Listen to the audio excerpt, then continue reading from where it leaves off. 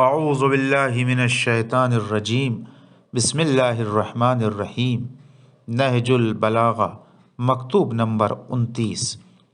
اہل بصرہ کی طرف حضرت امیر کائنات نے اس مکتوب کو تحریر فرمایا۔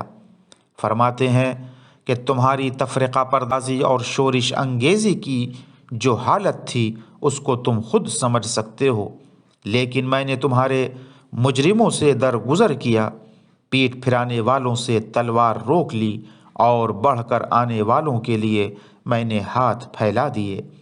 اب اگر پھر تباہ کن اقدامات اور کج فہمیوں سے پیدا ہونے والے سفیہ نہ خیالات نے تمہیں عہد شکنی اور میری خلافت کی راہ پر ڈالا تو سن لو کہ میں نے اپنے گھوڑوں کو قریب کر لیا ہے اور اونٹوں پر پالان کس لیے ہیں، اور تم نے مجھے حرکت کرنے پر مجبور کیا تو تمہیں اس طرح معرکہ آرائی کروں گا کہ اس کے سامنے جنگ جمل کی حقیقت بس یہ رہ جائے گی جیسے کوئی زبان سے کوئی چیز چاٹ لے۔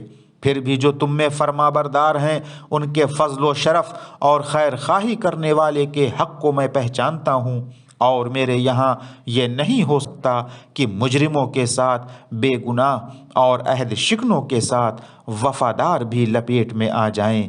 وآخر دعوانا ان الحمد للہ رب العالمین۔